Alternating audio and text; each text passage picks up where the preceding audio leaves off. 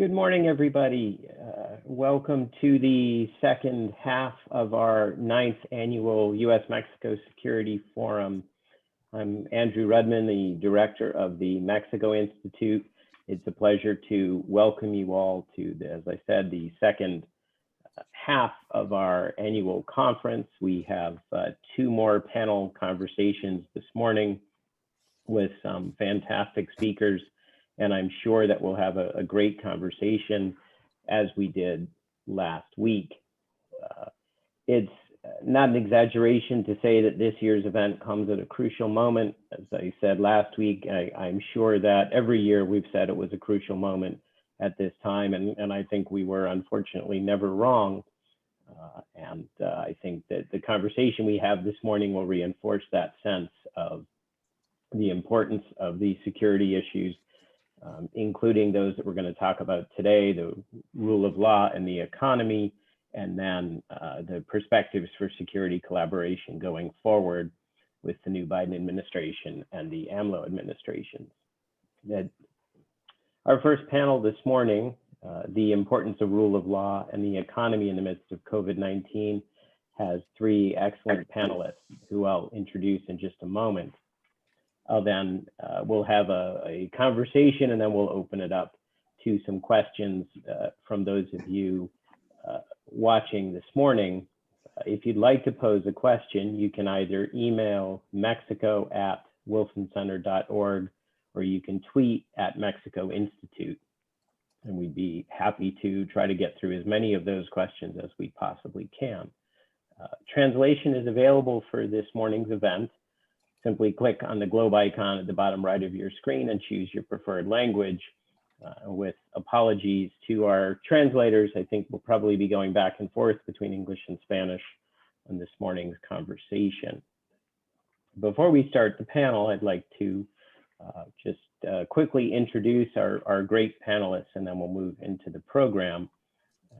Starting with Maria Amparo Casar, who's currently president of Mexicanos contra la Corrupción y la Impunidad, and associate professor at the Department of Public Administration of the Centro de Investigación y Docencia Económicas, or CIDE. She's also a board member of the Mexico Institute. She's a former anti-corruption director at the Mexican Institute for Competitiveness. She's a graduate in sociology from the Universidad Nacional Autónoma de México, UNAM, and obtained her PhD in political and social science from the University of Cambridge, where she received the prestigious King's College Prize. Maria Amparo specializes in the study of the Mexican Congress and executive legislative relations, as well as on comparative electoral and presidential systems. She's published several books and essays in academic journals on diverse topics, ranging from state intervention in the economy to Mexican presidentialism and coalition building within Congress and between the executive and legislative branches. Among her latest publications are The Mexican Political System and Mexico, Anatomía de la Corrupción. She's also a contributing editor of Excelsior newspaper, and her opinions appear regularly in major newspapers and journals, as well as on radio and television. Second, we have Max Kaiser, who's the founder of the Center for Integrity and Ethics in Business. He's a former anti-corruption director at the Mexico Institute for Competitiveness, where he designed and developed policy, legislation, and tools to fight corruption. He studied law and graduated with honors at the Instituto Tecnológico Autónomo de México, ITAM, and he holds a Master's of Science in Comparative Politics from the London School of Economics. He's been a law professor for over 14 years, specializing in constitutional law, administrative law, public procurement, administrative responsibilities, and governmental audit. He's also the founder of the Center for Anti-Corruption Studies at ITAM. He's part of the law faculty of the International Anti-Corruption Academy and co-coordinator and lecturer in the Procurement Anti-Corruption Training Program, and a professor in the Master of Anti-Corruption Studies program. He wrote a book, The Fight Against Corruption in Mexico, An Unresolved Assignment, in 2014, which has become a reference in the current legal reform process.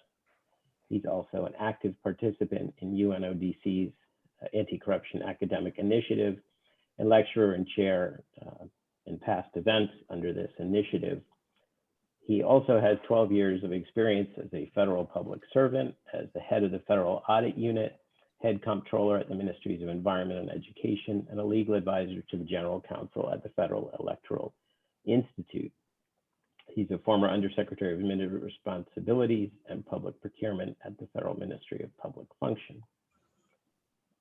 Max also, I think this is really relevant for today's conversation. Max was part of the drafting team that wrote the Federal Law Against Corruption in Public Procurement, which was enacted by the Mexican Congress in 2012, and the Citizens Initiative that proposed the new Administrative Responsibilities Law to fight corruption. He drafted the Citizens Initiative called Ley 3 that was the first ever Citizens Initiative to be accepted by the Congress. And last but not least, Javier Mancera, who's the director and co-founder of De La Calle Madrazo Mancera, where he manages activities related to consumer intelligence, strategic planning, and government relations. Before entering the private sector, Javier occupied various high-level public service posts, including as Minister for Commercial Affairs and NAFTA at the Mexican Embassy here in Washington, where he represented commercial interests of Mexico in the US, coordinated the defense of the rights of Mexican exporters, and monitored compliance with USMCA. He was also the commercial advisor in the NAFTA office of the Mexican Embassy in DC and a subdirector of strategic analysis for the presidency. So, as I mentioned, we have a great panel this morning. And why don't we go ahead and get started? Everybody's ready. Maria Amparo, we'll start with you. Mexicanos contra la corrupción y transparencia mexicana recién publicaron un informe que se llama Integridad Corporativa 500 sobre las prácticas corporativas en cuanto a códigos de ética y programas anticorrupción.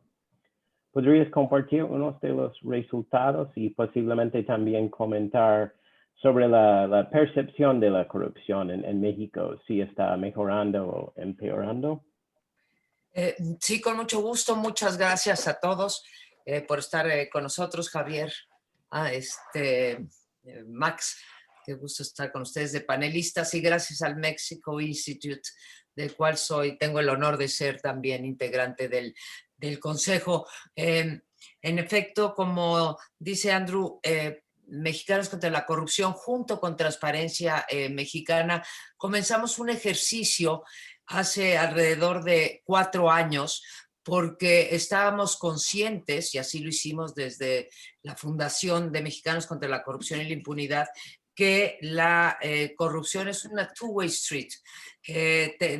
Tendemos a pensar en México siempre, cuando hablamos de corrupción, lo asociamos siempre con el sector público. Son los políticos los que son corruptos, pero los ciudadanos y en particular el sector privado, pues no lo son, no incurren en prácticas. Y se nos olvida que es una cuestión de oferta y de demanda. Dejo a un lado ahora lo de los ciudadanos, en donde simplemente les dejo la idea de que las encuestas que miden la actitud de los ciudadanos frente a la legalidad es bastante lamentable en el caso de México. La gran mayoría de los mexicanos pensamos que es válido transgredir una ley o dejar de cumplir una ley si esa ley la consideramos injusta. Y el otro dato importante es que si mi vecino o el político o la autoridad que yo elegí es corrupta, ¿por qué no puedo yo también serlo? Pero con respecto a los empresarios, que pues son los que pueden beneficiarse de los actos de corrupción con respecto al gobierno de manera sistemática, pues empezamos este programa cuando todavía el tema pues no calaba dentro de la comunidad empresarial o empezaba a figurar entre la comunidad empresarial como un programa que había que atender, porque al final, si bien traía beneficio individual para una empresa, en términos generales, tenía muchos más costos que beneficios si se lograba una acción colectiva en el que todo mundo se comportara conforme a la ley. Entonces, empezamos con las 500 empresas más grandes que lista la revista Expansión en México. Son las empresas, mexicanas y extranjeras. Hicimos un ejercicio que se llamaba integridad corporativa. No medimos el nivel de corrupción de cada empresa, porque eso ahora voy a explicar por qué no lo podíamos hacer. Simplemente medíamos con base a un conjunto de variables si estas grandes empresas tenían políticas de integridad a su interior, y era un proxy para medir qué tan conscientes, qué tan preocupados estaban por el problema de la corrupción en México. Y lo que encontramos con respecto a la corrupción al interior de las propias empresas fueron, del lado político, en primer lugar, que el nivel de gobierno que más se presta a la extorsión a los empresarios y que los empresarios caen en estos actos es el nivel municipal, seguido del nivel estatal y finalmente del nivel federal. La gran mayoría de las empresas dice que en algún momento ha incurrido en actos de corrupción en relación al sector público, y la razón que dan para ello es fundamentalmente, o la principal razón que dan para ello, es que necesitan agilizar los trámites para poder seguir su business, ¿no? Su negocio. Ahora, ¿qué pasa con la corrupción interna, que es muy importante y que en México no había sido una práctica, bueno, sigue sin ser una práctica generalizada? Ahí lo que medimos era si las empresas tenían códigos de ética, si tenían un programa anticorrupción, si tenían reglas sobre las contribuciones sociales. ¿Por qué sobre las contribuciones sociales? Porque muchas veces se daban contribuciones sociales, quote unquote, para recibir a cambio favores del gobierno. Y finalmente, si hacían públicas, si tenían y hacían públicas normas respecto a fraude interno, o sea, fraude al interior de la empresa y con otras empresas privadas, y si tenían políticas de money laundering. Después de 4 años se ha mejorado muchísimo el índice, pero todavía no tenemos grandes cosas que mostrar, porque encontramos en la última medición, que fue del último semestre de 2020, que 20% de las 500 empresas, dense cuenta, estamos hablando de las 500 empresas más grandes, por lo tanto, las supuestamente más avanzadas. El problema en las pequeñas y medianas empresas es mucho mayor. Pero en estas 500 empresas encontramos que 20% no publicitan sus códigos de ética, si es que los tienen, no los hacen públicos para sus empleados. El 30% no tienen ningún programa anticorrupción incorporado en sus empresas. El 57% no tienen reglas que regulen las donaciones o contribuciones sociales, y mucho menos políticas.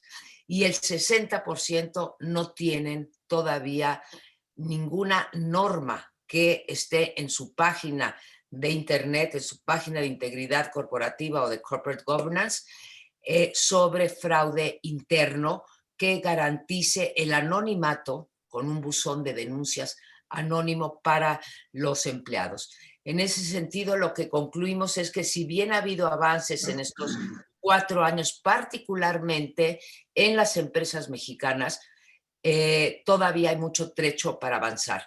Hoy en día hay, entre las 10 más grandes, hay 6 mexicanas, pero la medición original siempre salían mejor ranqueadas las empresas internacionales o con capital extranjero mayoritario. That would be my first intervention, Andrew. Thank you. Thank you very much. That's a great way to kick us off, and a number of questions pop into my head, and I'm sure to everyone else's as well. So let me pick up on one of the things that Maria Amparo said. Javier, can you talk a little bit about how do companies, both foreign and domestic, view the importance of having a code of ethics? Is there in any sense an advantage, a sort of positive outcome of having and publishing the code, or is it seen more as something, more as a cost than a benefit? How do companies measure that sort of idea? Generally, companies that do engage in building a code of ethics and having compliance officers that are active do have a competitive advantage and do make and do save money by having them. It has been our experience that that companies that engage in training their officers and employees in I don't know how you say this in English, in cultura de la legalidad, in culture of legality, but it doesn't, in the US, I don't know if you use that term, but companies that do engage in those kind of training for their teams, they see internal small stealing of things come drastically down, and which saves a lot of money. And then, of course, they are able, once they have it published, once they have it out, they can push back on extortion attempts by local or state politicians, because they can always point to that code of ethics, explaining why they cannot move forward in a certain way, why they cannot help in such I don't know, some festivity of the town, or if they can, how they can do it, and etc., etc. So having rules that you can point to the outside, and at the same time training your team inside to comply with norms, it's very, very important. I think the training in culture of legality, which goes to the heart of this, which what it says, and it has to do with how Maria Amparo started her comment, is of having the people inside the company and companies themselves understand that following the law, following the rule of law, is good for them, and that within a company, employees that follow the rules, at the end of the day, although there might be some rules that are not of their liking, etc., following the law is at the end of the day benefits, and it has a direct benefit for employees and for companies. Now, but as Maria Amparo says, it is not common to have employee training. It is not common to have codes of ethics clearly published, and it is not common to have an email to complain with anonymity, and all those things, as Maria Amparo said, add up to an environment that promotes that people do not take responsibility of their actions, and therefore they at the end it's a fertilizer for impunity, and impunity at the internal level of a company, impunity at the small corruptions that take place with the municipal and state authorities. All that impunity adds up to a larger impunity that allows corruption of the larger scale and to reign happily. And it also provides a space for safety issues, security issues related to crime, beyond government corruption, but of criminal groups. That and all that corruption, that petty stealing at the jobs with no consequences, etc., just adds up to an environment that allows impunity to go forward. Thanks, Javier. That's a great overview of the corporate side. And Max, I wonder if you could now let's focus a little bit more on the public side. An area that you've obviously focused on for a very long time. Maybe you could talk a bit about how the rule of law, or maybe the perception of the importance of the rule of law, has evolved in the public sector, and where you see it going now. For sure. Thank you, Andrew. Thank you for the invitation.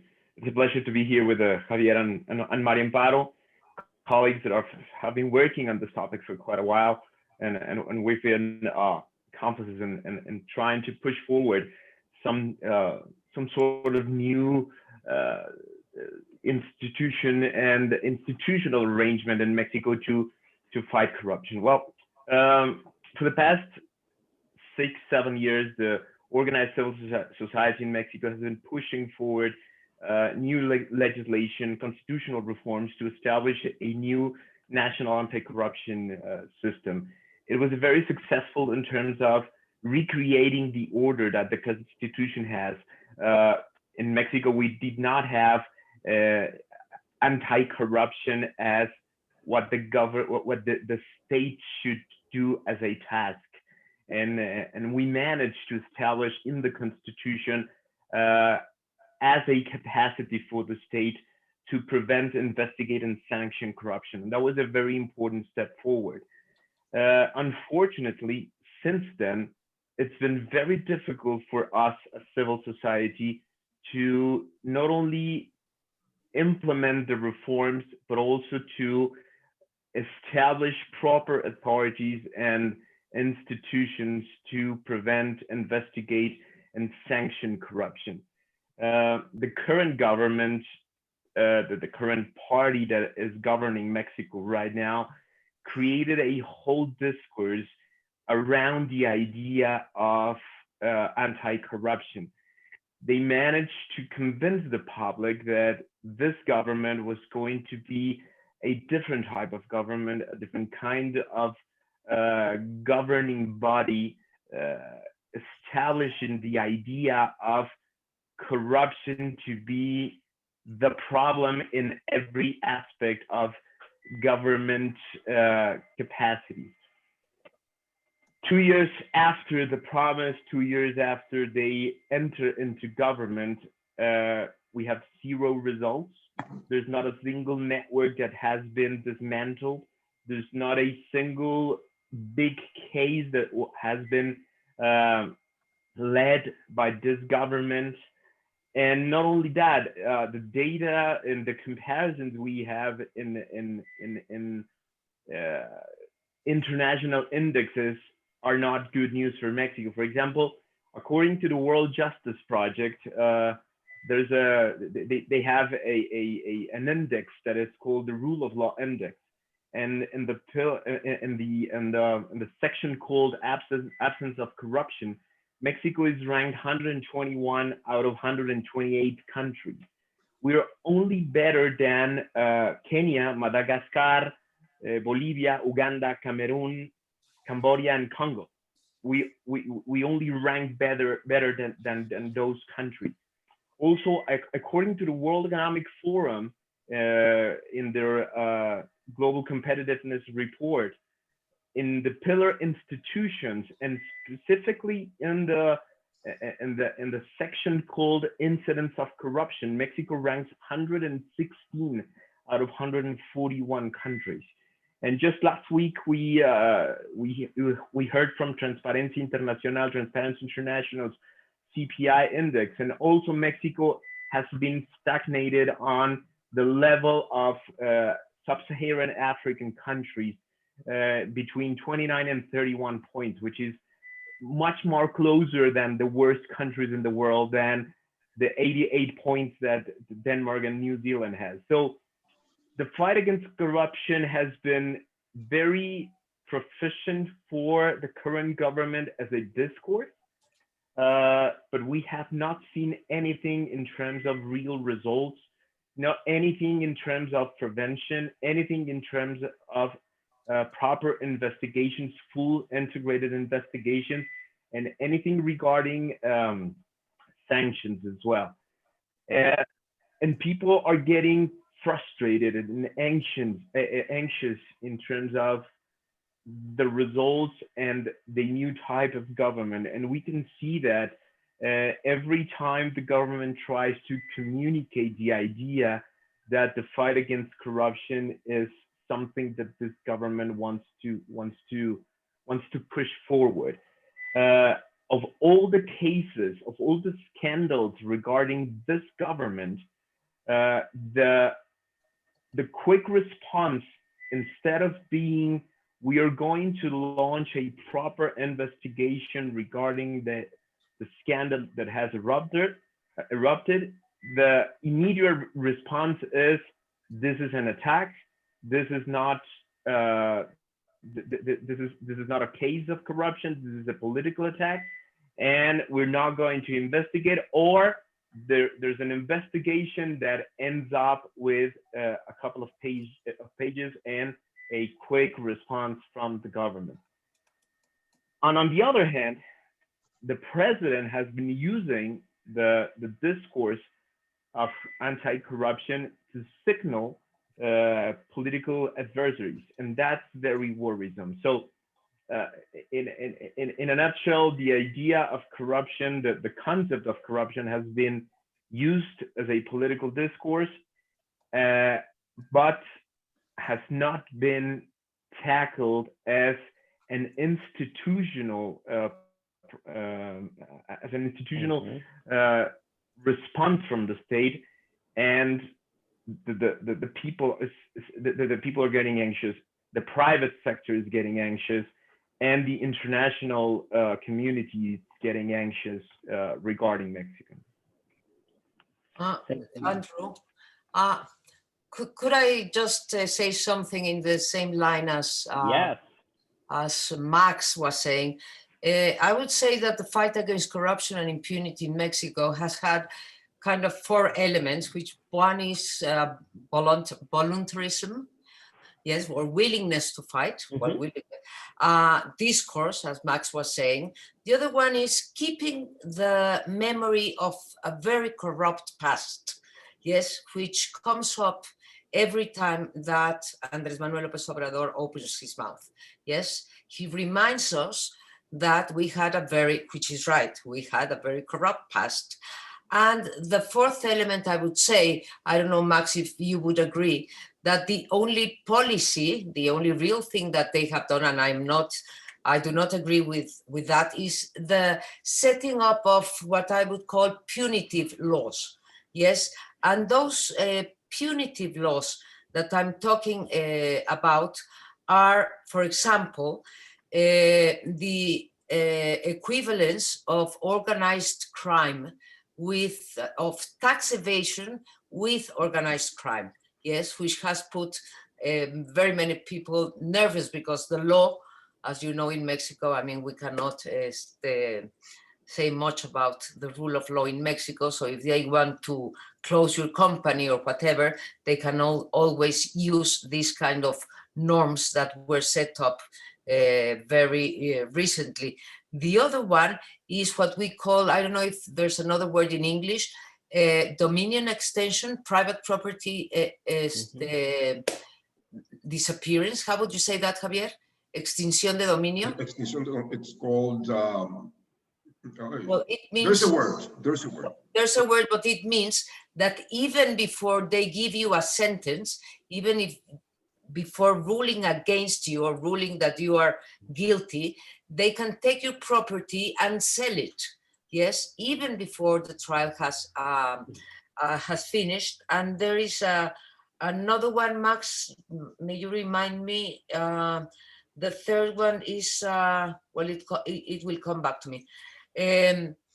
So these three laws that are kind of a pending sword over citizens and over business people, but they have this narrow conception in which prevention has no place and fighting against impunity has no place. So we don't have the full circle of a culture of denuncia, denounce, and then investigation, proper investigations by the public ministry, and then comes the justice system, and then maybe jail or punishment or whatever, yes? And then we start again this legality circle.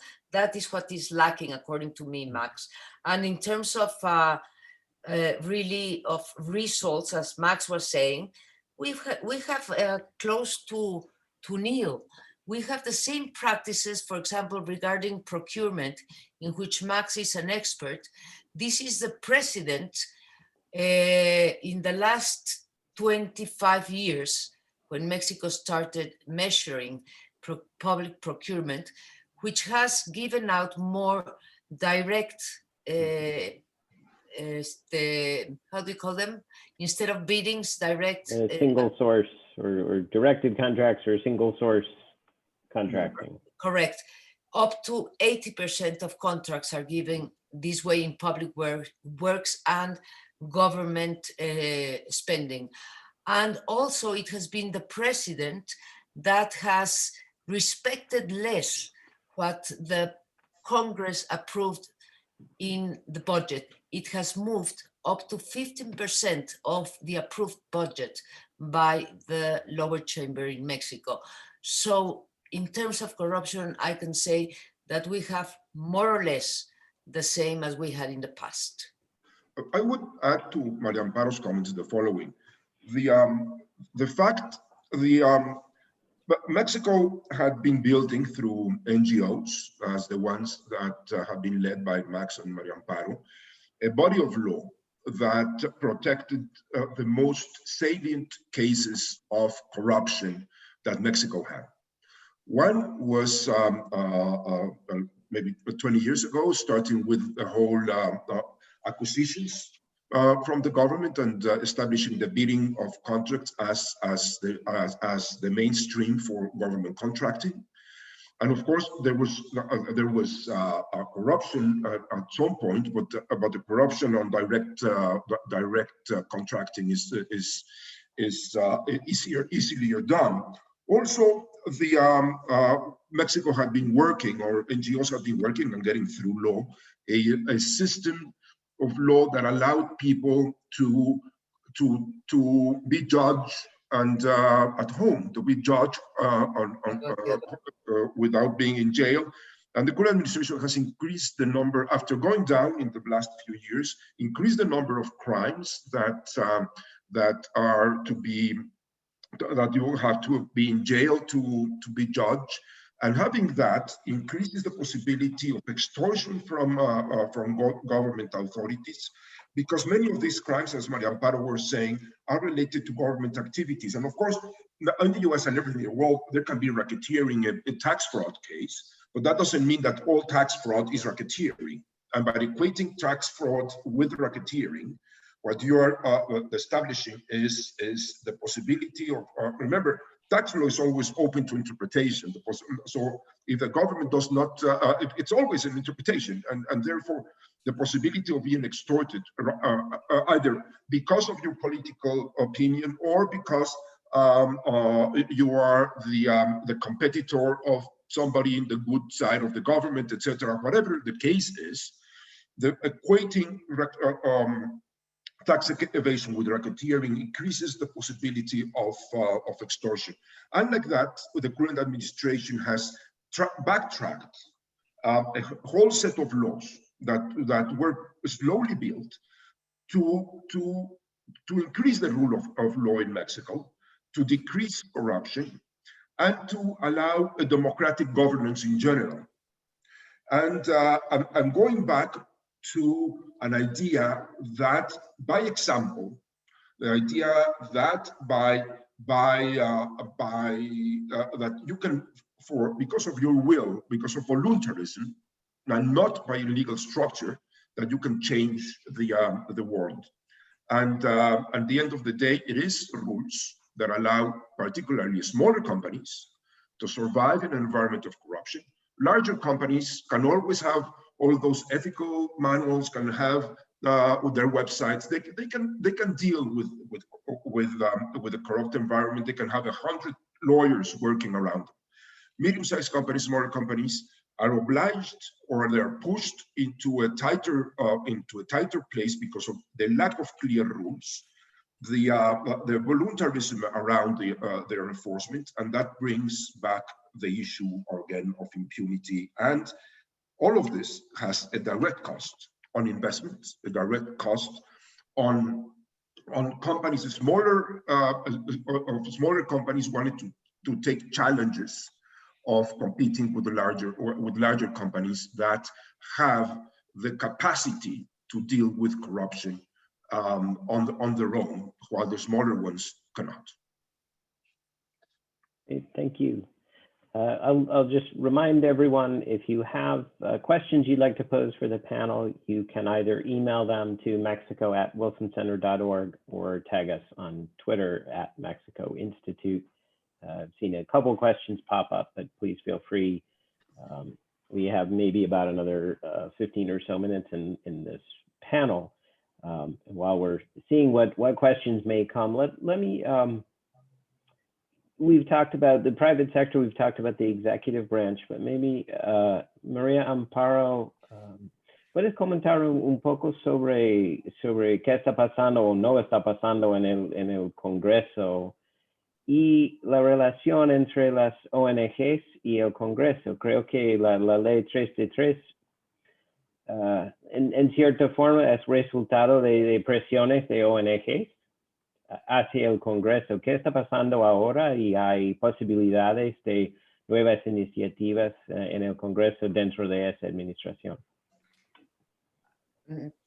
Bueno, la 3 de 3 en la que Max también participó muy activamente fue un logro de la past administration, fue un logro que logramos with one of the most corrupt governments we've ever had, which was Peña Nieto's.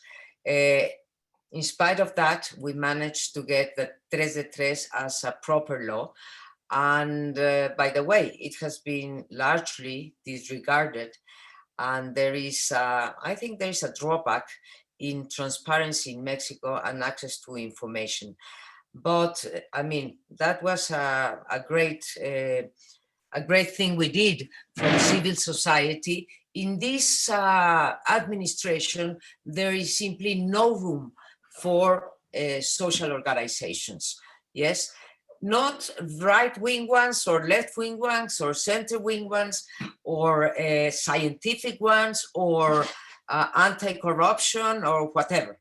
Yes, Andrés Manuel López Obrador simply disregards organized civil society, no matter the issue, the topic, or whoever may be part of these organizations. All of them are, for him, kind of rubbish.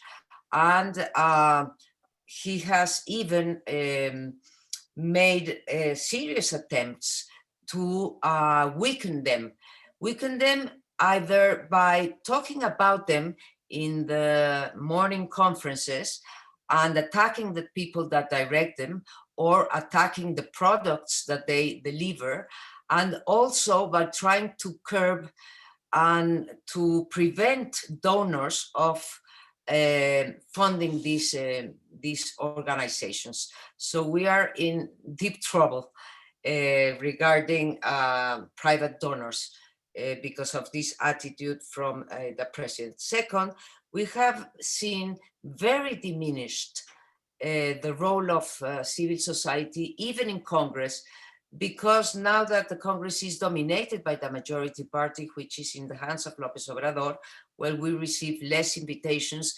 We go sometimes to defend our points of view or to further our public policy proposals, but they never transit. Yes, it is very difficult. What I see in terms of Congress is that they are trying to weaken this kind of institutions, not only the civil society ones, but even those autonomous bodies that were created over the last 30 years, like the Institute of Access to Information, or even the electoral body, or those independent counselors in the energy or the oil markets. And that there has been an amazing formal or legal concentration and centralization of power in the executive that has been achieved, I would say, through amendments to the Constitution and legislation during the present administration.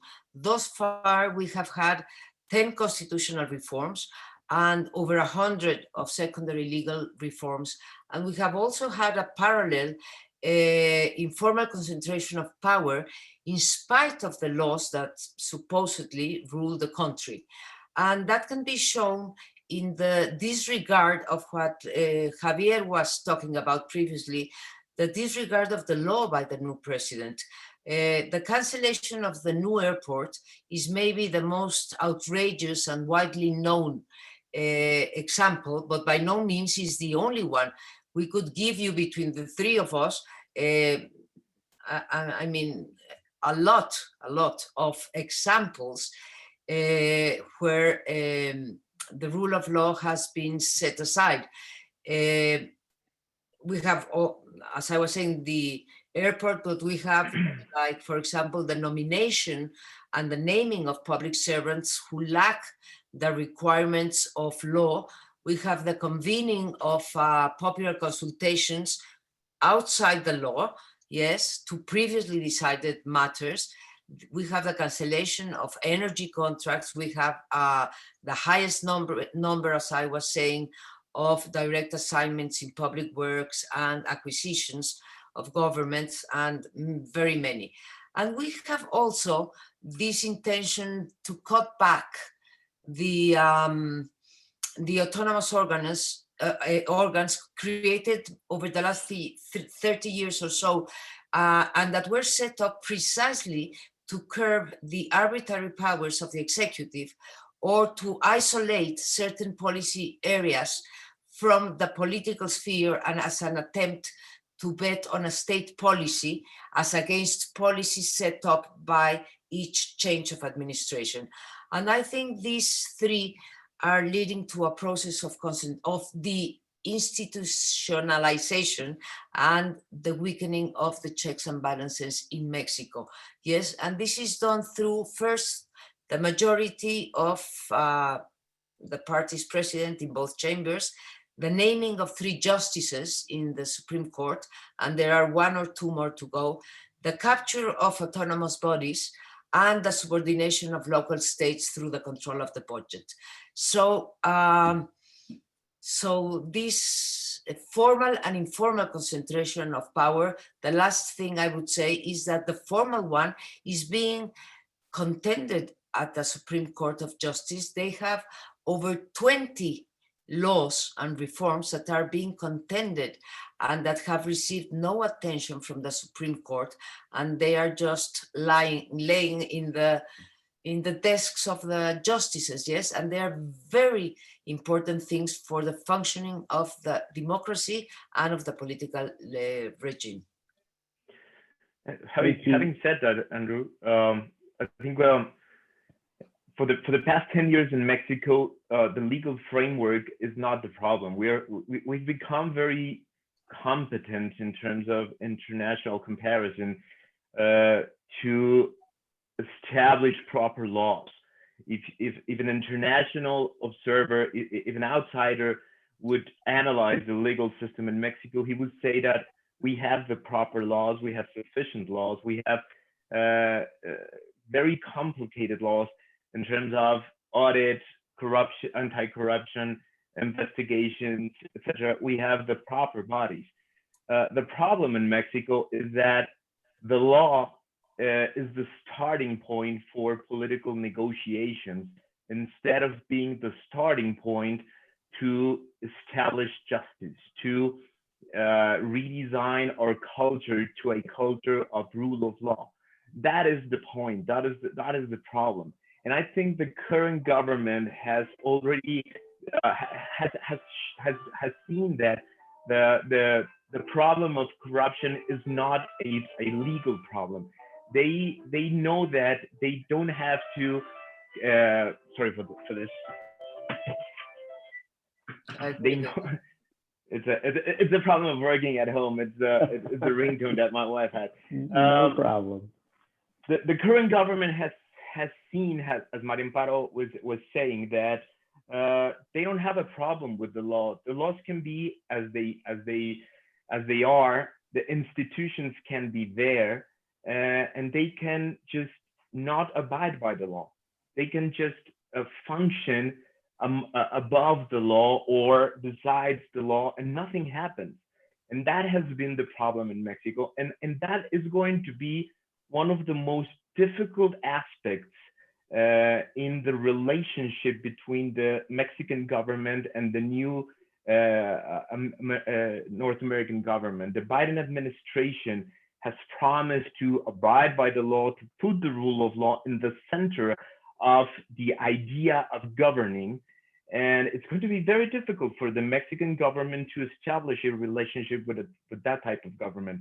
I think that the relationship between the Mexican government and the former US government was a more fluid relationship, because the former American government also regarded the rule of law as something secondary, something that was not part of the exercise of power, as a central aspect of the exercise of power. And I think that's why the former American government and the current Mexican government had a good relationship, because they could establish agreements above the rule of law. This is going to be one of the most, one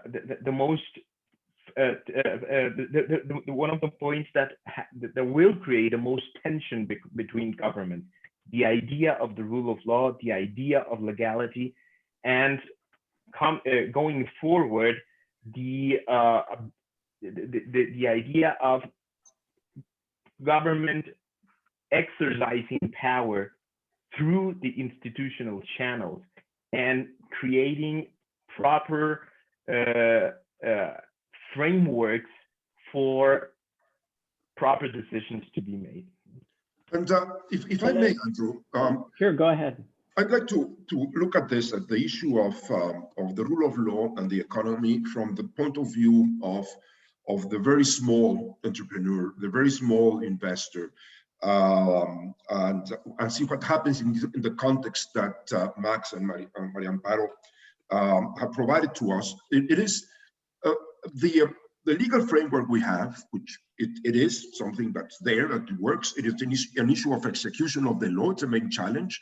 But for larger companies and medium big to big companies, they had started to have a legal environment that gave them confidence to work at. But the smaller guy, the guy in a small town in Guanajuato that has saved $2,000 and wants to do something with those $2,000, that type of environment provided by they never had a real rule of law. Never. They're always been at the wish of either local governments or organized crime of different types. And therefore, when they make a decision on what to do with their savings, because at the end of the day, trust and investment for growth has to come from those very tiny decisions of investment. And they can pay a coyote to go to the US with those $2,000 and emigrate from Mexico. They can get those $2,000 and buy products to sell in a street stand, or they can invest those $2,000 in their parents' miscellanea, in their parents' miscellanea. One, it's a legal formal investment.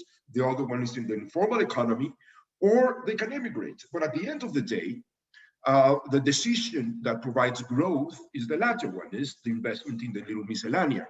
And the problem is that through extortion and through the inability of establishing an environment of the rule of law, generally those $2,000 are lost, because it is at the end of the day more satisfactory to simply go buy a very, very large TV than to invest that in the miscellanea owned by their parents.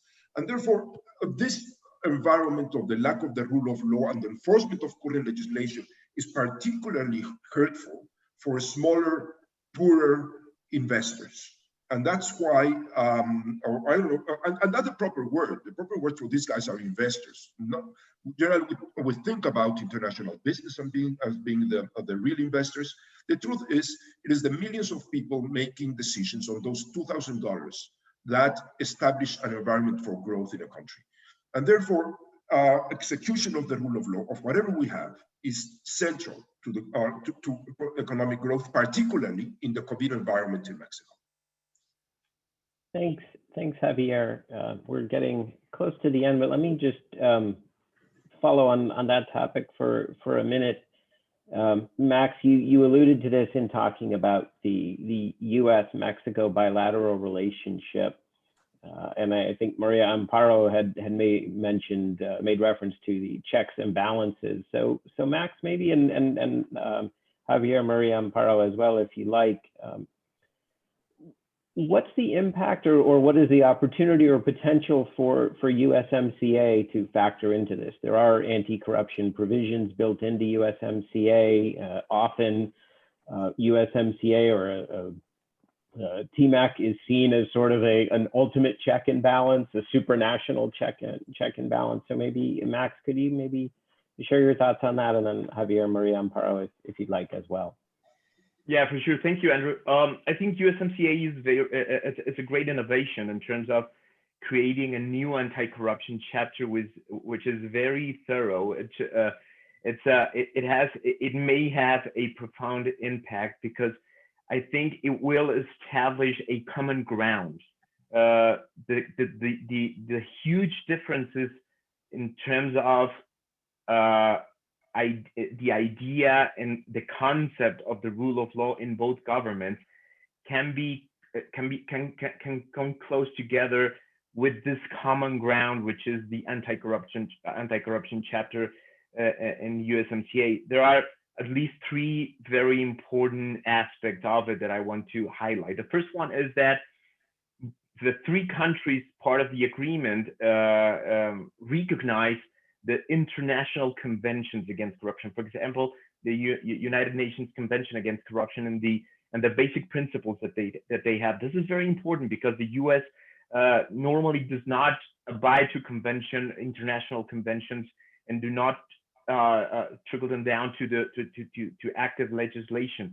And the agreement recognizes the conventions against corruption, the Convention Against Corruption, also the OECD Convention Against Corruption and the OAS Convention Against Corruption. So this is the first very important aspect that will establish a common ground between two countries.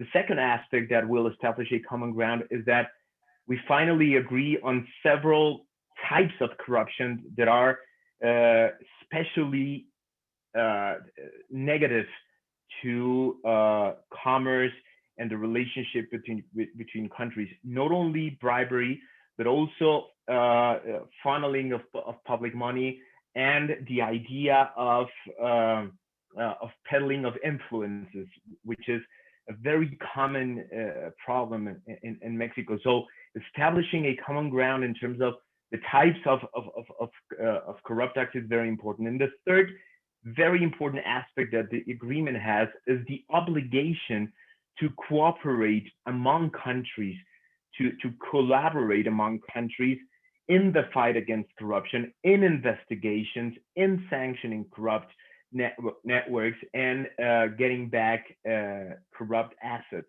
This is very important because this will allow the American government to help the Mexican government to develop their institutions, to create cases, to have proper investigations and proof to pinpoint responsibilities to specific people. One of the most important aspects of the agreement of the anti-corruption chapter is that it establishes the obligations to have a proper anti-corruption system that tackles corruption, prevents corruption, and investigates corruption. And let me just point one other aspect, very important aspect that the anti-corruption chapter has that is also very innovative, which is the obligation for the three member parties to promote the participation of the private sector and civil society in the fight against corruption. It is an obligation to promote, to create a relationship between government and the private sector and the organized civil society as partners to tackle corruption, as partners to prevent corruption, as partners to investigate corruption. This is very new, and this creates a common ground that both governments can have in the fight against corruption. Thanks, Max. Javier, did you want to add anything? Well, I agree that the USMCA is establishes some checks and balances on the current administration in Mexico. And I would say that it also does on the other two parties. But the main challenge here is the willingness of the Biden or the US and the Canadian administration to take Mexico to task.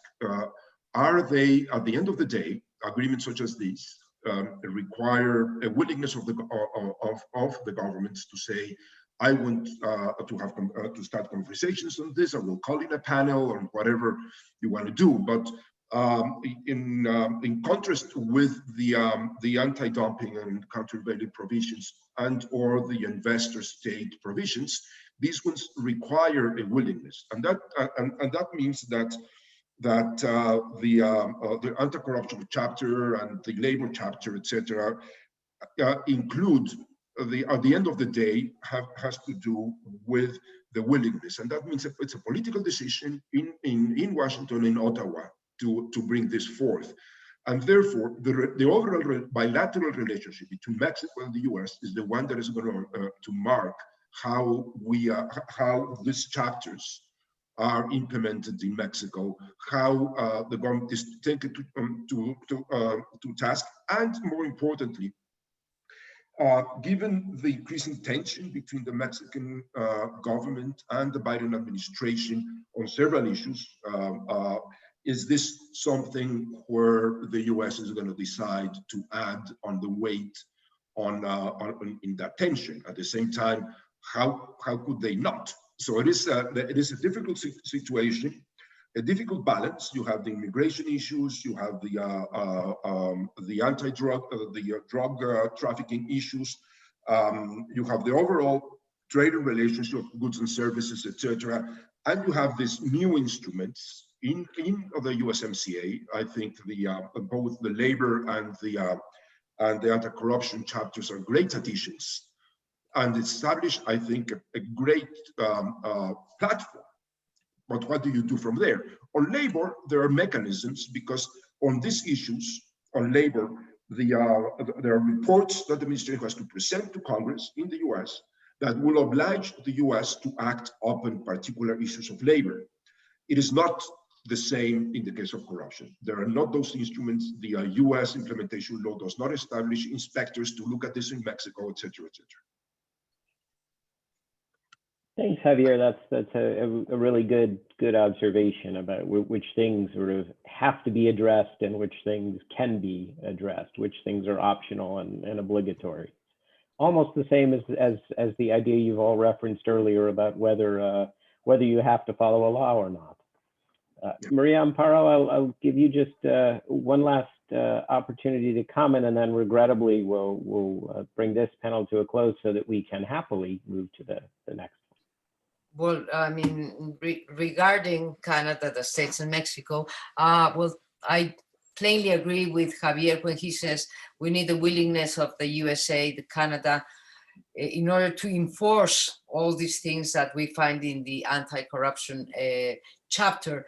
If I may make an historical reference, I do remember back in the 70s or in the 80s, when there was this democratic clause in the European Union that said that they wouldn't trade with Mexico unless we adopted some democratic rules in order to, I mean, democratize the Mexican system. So I see a lot of things in the new agreement that requires a commitment from the three countries three countries translated into actions in the social and private sectors, in the social, private, and public sectors, like promoting access to information, accountability, good governance, rule of law, elimination of corruption and bribes. I'm just reading from it. Good regulatory practices and predictability that facilitates international commerce, investment and growth, things like that. And then some specific things regarding procurement, or having accounting registries, proper accounting registries in the private sectors and things like that. But I don't see, as Javier was saying, how they're going to enforce this. I haven't seen, I mean, I have seen it from international organisms, but not from the United States government, or not least during Trump's administration, saying anything about the regression, the fabulous regression we have had regarding transparency, yes? Now, Javier, Max, myself, journalists, people in the academia are not able to do their work because we don't have as much public information as we used to have. And we were not a particularly transparent country or public sector. And now there is less of this. So I don't know if this is going to work like the democratic clause 30 years ago. And I hope they do make us enforce these commitments that we signed when we signed the agreement.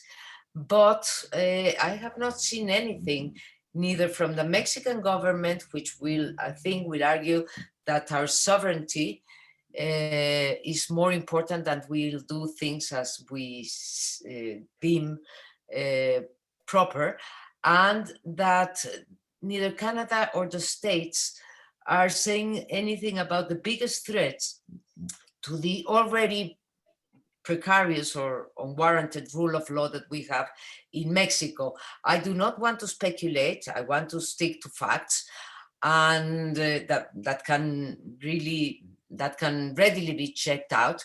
But there are threats to the rule of law, further threats to the rule of law in these 2 years that have to be addressed, internally, but we could get a little help from our friends. That would be it. Thank you, Maria Amparo. Thank you very much, Max, Javier, for joining us this morning. I think the last few comments of this panel lead well into the next one, which will cover U.S.-Mexico security cooperation. So I hope you'll all join me in a virtual round of applause for our excellent panel. And I'll just in a moment introduce the moderator for the second panel, and we'll move on to that. So thank you again, Javier, Max, and Maria Amparo, for your participation this morning. Thank you. Thank you, and thank you, and thanks to the Mexico Institute. Goodbye. Thank you for the invitation. Okay, and now I believe the panelists for our second panel and the moderator are ready. So without any further delay, I'm pleased to introduce the moderator for our second panel, one of many participants in this series who really need to know introduction, Ambassador Tony Wayne, who will moderate our second panel. Ambassador Wayne is an accomplished diplomat and executive who served in a wide variety of positions during his career, including as U.S. Ambassador to Mexico and Argentina, Deputy Ambassador in Afghanistan, Assistant Secretary of State for Economic and Business Affairs, and Principal Deputy Assistant Secretary of State for Europe. He has successfully led complex organizations and teams in Washington and overseas, working to develop and implement policies involving countries around the world to solve problems and create opportunities across economic, political, security, and public diplomacy issues. He left the State Department in late 2015 as a career ambassador, the most senior U.S. diplomatic rank. Ambassador Wayne is currently engaged in a variety of activities. These include working as a public policy fellow and, for me, most importantly, as co-chair of the Mexico Institute's board here at the Wilson Center. He's also a non-resident advisor fellow at the Center for Strategic and International Studies and the Atlantic Council, treasurer of the American Foreign Service Association, and treasurer of its PAC. Ambassador Wayne, as I mentioned, has had a long career. We're delighted to have him with us this morning, and I'll turn the microphone over to him to introduce and moderate the second panel. Thanks, Andrew. It's a pleasure to be with you, and it's a pleasure to be here today with three experts who I deeply respect on this topic to talk through it is one of the most challenging bilateral issues that we have, which is how to tackle public security, how to tackle this organized cross-border crime that flows in both directions across the US-Mexico border. This illicit trade is a massive and harmful trade for both societies. And it's been tough to deal with for as long as we can remember the war on drugs being declared when some of us were very young back when President Nixon first used that term. And we really haven't figured out the formula yet. We've gotten closer with our neighbors at some points than others. Right now, as we're going to explore, we are not very close to each other, have some new problems that have come up. So it's really good that we have three very well-informed and very thoughtful people with us today. Eric Olson has been in the past a good colleague here at the Wilson Center and still is connected, but he is working now as the Director of Policy and Strategic Initiatives for the Seattle International Foundation. He remains a consultant with the Wilson Center and the Latin America program and the Mexico program, and has written extensively on various aspects of security and related issues related to Mexico and Central America and other places too. So it's great to have Eric back with us here today. Thank you. And then we have Shannon O'Neill, who is a wonderful thinker and colleague from the Council on Foreign Relations. And she is Vice President, Deputy Director of Studies, and Nelson and David Rockefeller Senior Fellow for Latin American Studies at the Council for Foreign Relations. She knows all about all sorts of things in the Americas and has written widely on them. And she and I share the distinction of having lived and worked in Mexico and Argentina together over the years. Two good countries, Shannon, to pick to live in. She has written a lot on Mexico and offers regularly both serious opinion pieces, serious academic related work on this whole area. So she's going to have a lot of good thoughts to share. And then finally, I'm very happy to have my colleague Vonda Felbaugh Brown from the Brookings Institution. Vonda, if there's some tough place around the world and some difficult, sticky issue, Vonda knows about it really well. And that means that she and I can talk about Afghanistan. We can talk about Somalia. We can talk about all sorts of things. But one of the things we've been spending a lot of time communicating on recently is US-Mexico security cooperation and the challenges that are out there right now for both countries. So one of the things, of course, that's tremendously important about this cooperation is that it touches the daily lives of so many Mexicans and so many Americans.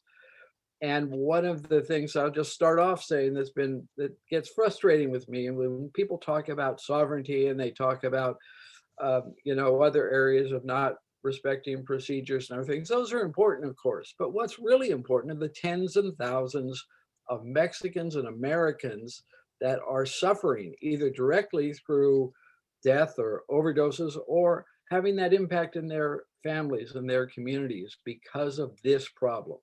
And that should be, in my view, the overwhelming priority as we look at how can we get better, smarter, more cooperative as we move forward. So I'm going to let my three colleagues speak first, and then we'll come back and we'll get to delve into these issues, which I'm looking forward. I'd like to ask Vonda if she could start us off with some comments. Thank you.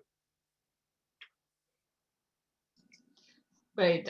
Thank you so much, Ambassador Wayne, for the invitation, and to the Mexico Institute. Your leadership on so many issues, including the US-Mexican relationship, has been extraordinary and very inspirational. I'm delighted to have the opportunity to discuss the issues with you. You are absolutely right that the relationship is really, the security relationship is central to both countries in ways that are often not appreciated in Mexico. When often there is a sense in Mexico that the security relationship is thrust on Mexico imperiously by the United States without an appreciation of how flows from Mexico affect US security, US basic public health, particularly in the era of fentanyl, a drug epidemic that dwarfs any other drug epidemics that the United States experienced before. But conversely, on the US side, there is often a lack of appreciation of both the US role in the security, corruption, developments in Mexico, but also the enormous complexities of policy. That said, I would posit, you said that we are not very close right now. I would be more daring and say that the US-Mexican security relationship is in a deep freeze. Perhaps its worst point since the late 1980s, following the murder of US drug enforcement agents Enrique Kiki Camarena and the complicity of government officials. And this deep crisis, that is not just a momentary crisis, but in some ways really represents profound unraveling of the improvement and the basic tenets of the security relationship as they have evolved over the past 10, 15 years. It was most dramatically set off by the arrest of former Mexican Minister of Defense, Secretary of Defense, Cienfuegos in the United States. But in many ways, that was just the tip of the iceberg, the visible explosion that was preceded by a deeper unraveling taking place. So let me talk a little bit about what has happened with the Cienfuegos series of events. What are the deeper underlying issues and the unraveling of the relationship there, and the dire state of security in Mexico, and then what it means for the Biden, Lopez Obrador administrations and their relationship.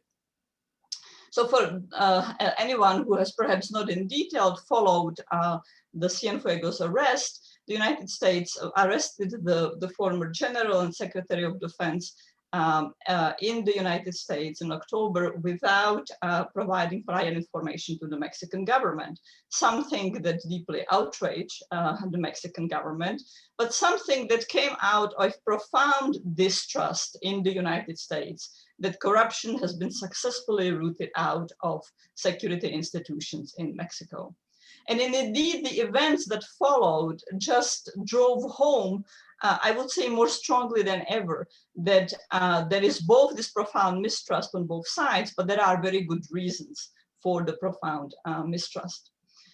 This is, of course, the most, the highest, the most visible, the highest Mexican official arrested in the United States, but there has been a whole series of arrests of very high official over the prior 16 months or so, all of which drove home how much corruption continues to pervade all law enforcement institutions in Mexico, and how weak the Mexican response has been to that, including and despite the core US assistance package, the Merida initiative. Now, Mexico could have reacted in various ways to the arrest, but it chose to react with outrage and dismissal in a series of steps that ultimately led the United States to release Cienfuegos, and in a breach of decades of US international law enforcement operations, drop charges against him and hand him over to Mexico. with the understanding that Mexico would nominally launch an investigation, but in reality, I think there were very few analysts who held any hope that the Mexican government would undertake any serious investigation. And that release and the pressure that the U.S. was subjected to from Mexico is part and parcel of the close relationship between President López Obrador and the Mexican military, a relationship that's thickening, becoming more complicated, and increasingly touches or brings in the Mexican military into all kinds of enterprises, including economic ones, in ways that are very reminiscent to me of, for example, Indonesia in the 1980s and 1990s, or Myanmar, both countries that Mexico should not want to be compared in any way to.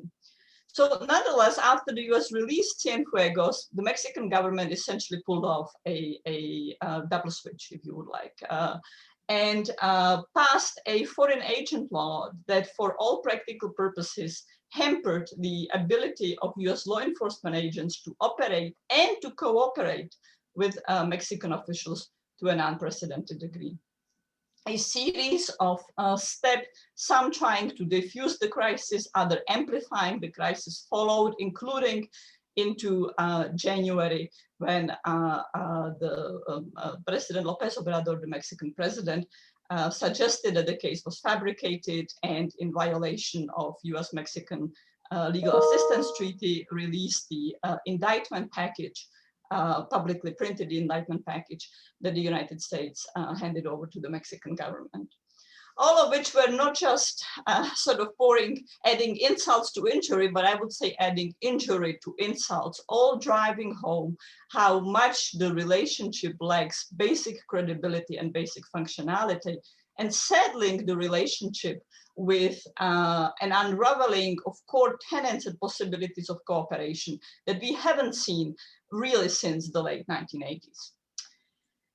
But the visible crisis, and I'll just make two kind of concluding comments here. The visible crisis here is, as I mentioned, just the tip of an underlying iceberg of a presidency in Mexico that is at best apathetic toward the persisting deep crisis of rule of law, where criminal market continues to be out of control, a government that is neither upheld by the extraordinary violence levels that continue to be record-breaking or close to record-breaking year after year after year, but it is also indifferent to some of the brazenness and impunity that prior Mexican administrations were jolted to take action. And a government that is basically deaf to the US need to focus on stopping fentanyl flows through Mexico to the United States, and increasingly the production of fentanyl. So the Biden administration now joins this relationship in a time where the relationship is unsettled and unraveled, in my view, and where there is intense paucity of goodwill from the Mexican government to cooperate on security issues. And President López Obrador perhaps might be hoping that he can have a relationship with the Biden administration similar to the one that he had with President Trump, where as long as Mexico delivered on stopping the flows of migrants, or other issues would be swept under the rug, or the US government would not raise them vociferously, even if it did raise them in frustrations in more private settings. I don't know that it is a wise judgment that the Biden administration will in fact react to the security relationship. I would posit that it's fundamental to the safety of the United States. It's fundamental to basic democracy, basic right in Mexico. It deserves intense focus and a need to operation, even if that means resorting to some tough measures. Let me leave it here as opening comments, and I look forward to the comments from my colleagues. Thank you very much, Vonda. Shannon, why don't you pick it up from there? Thanks. Sure. Well, thanks, Tony. And it's a pleasure to be with you, Vonda and Eric and everyone else here. So I would start off just with the observation that there's a lot of talk right now about renegotiating, changing the US-Mexico security cooperation. And there are good reasons to do that, and then there are not so good reasons to do that. So let me talk a little bit about that. And so the last time we had a big conceptual overhaul of US-Mexico security cooperation, the Meredith Initiative, was over a decade ago. And there are a lot of things that have changed on the ground since then. So we have seen the cartels in Mexico become much more fragmented, violence increase for different reasons, and the business models of these cartels become much more diversified and moving not just from drugs, but to, moving fuel, moving illegal minerals, moving people illegally, and trafficking and the like. So there's a reason there that the security challenge has changed over the last decade plus. We've also seen a difference in the types of drugs that are a threat to the United States. So we have seen a move from sort of a plant-based drug being the main threat to synthetic-based drugs being the main threat. So last year, 70,000 Americans overdosed from fentanyl and other synthetics. That is the main challenge. And much of those come through Mexico, precursors coming in from China, some from India through the ports, and then up through Mexico into the United States and the system here. So that is a different challenge than when, say, Merida was initially conceived. And then the third big difference is that the legal rules on the ground have changed in both the United States and Mexico. So majority of US states have some sort of legality for marijuana, at least, whether medical or recreational. And there's changes in the way that we're dealing with in our legal system. And there's changes now happening in the Mexican system about what kind of drugs are legal and what are not legal or decriminalized. So that too, we see a change on the ground from when we first were negotiating this US security cooperation. So those are all good reasons to rethink and revamp the Meredith Initiative and security cooperation. Then there's less good reasons, and that is the one that has really been put forth from my point of view from the López Obrador administration, and that's sort of a lack of political will and interest in addressing together the security challenges that the two nations face. And we have always seen in new administrations a readjusting of the way US-Mexico security cooperation works. I mean, I remember when Peña Nieto first came in, there was an idea that you were going to centralize all the information in a single window, and that's how information would flow back and forth. And then that changed as the working relationship developed over time. And so AMLO administration talking about, again, with this legislation, sort of a single point through the foreign ministry. But there's a difference here. To me, the way that this is framed is more about exclusion of information or exclusion of cooperation than managing or controlling the back and forth. And I think that is where we see a significant challenge. So given that, what can or should the United States do that there isn't as willing a partner in the federal government of Mexico today? So I would suggest a few things that we can put on the table to discuss. The first is that try to find some areas where you can cooperate. And I was struck in the last panel, Max Kaiser did something to the effect of, laws in Mexico are just the starting point for negotiation. And so not that that's how the United States works, but that is something there. Yes, there are laws there, but that's the starting point. And how do we negotiate ways that would work for the United States and Mexico, sharing intelligence, working to combat the precursors of fentanyl coming in and the like. I think there's perhaps space there in quieter rooms than, say, Twitter to discuss those things. A second avenue is to look for other partners in addressing security and violence in Mexico than the federal government. So here, I think the United States can find some willing partners at the state level, in governors and municipalities, for all kinds of things like police training, judicial reform, and building up of justice systems, prisons, all kinds of things that we have done at the federal level. There may be partners that we can work with at the state level. And particularly at the border, we see back and forth already between states, between legal groups and the like. That kind of thing could be expanded and supported. We can also look beyond public officials, the civil society groups, NGOs, local communities, especially if we're looking at addressing violence and the different types of crimes that are now occurring within the organized criminal framework. There, I think there are other partners if we don't find the partners that we might want at the federal government across a range of issues. And then finally, I would say that some of these issues in protecting US security that involves US-Mexico issues will need to be undertaken increasingly unilaterally. And one of the areas I think we can start, and I had the privilege over the last 18 months of being a commissioner as well as chair of the Western Hemisphere Drug Policy Commission. We just released our report a couple months ago, and so I'd be happy to share that with everyone. But one of our big recommendations is that the United States government does so little relatively on the financial side and going after the financial flows of money. And partly that is an underfunding and understaffing of FinCEN, of the area within the Treasury, where so much, there's just a few hundred investigators who are supposed to go after all of the money laundering and all the terrorist financing that happens all over the world, and having dedicated agents, investigators, and funds that would look into these organized transnational criminal organizations that persist in the Western Hemisphere and in Mexico is one of those places to start. I would also say that Department of Justice can go quite far in going after corruption cases, because that money too often flows into the United States, and so do some of the actions of these groups. So there are places where the US, in protecting its security and trying to improve that in Mexico, can take real steps on its own until the time that it finds a perhaps more willing partner in the governments to the south. Thanks. Thanks very much, Shannon. And that is an excellent report. I recommend everybody take a look at it. It was, what, over 6 months, right, of work that you guys did? 18 months of work that we were commissioned. Right, because I remember talking with some of you in August of a year ago, right? A year ago, exactly. So a year and a half ago, right? Congratulations. Eric, please share your thoughts and perspectives on this.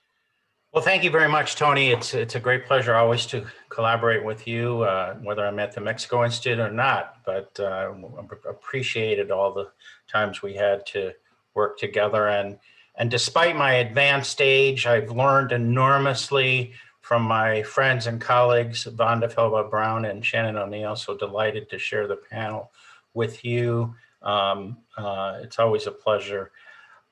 Since I'm last, I'm going to skip a lot of things that I would plan to say because other brilliant minds have already shared those. But let me just zero in on a couple things. One, I think it's a given that we're at a low point in the relationship. Vonda is absolutely right. The Camarena case was probably the last time it was bad. I was looking back to 1997 when there was an effort in the Senate to disapprove of the certification of Mexico on the drug certification process. So we're at a deep freeze, as Vonda says, and it's very difficult. So the question is, how do we begin to reconstruct and revisualize this relationship? And I'm going to throw out a few ideas. Some of these are ones that Shannon has mentioned, but I think it's really important. Let me just start with the most general point.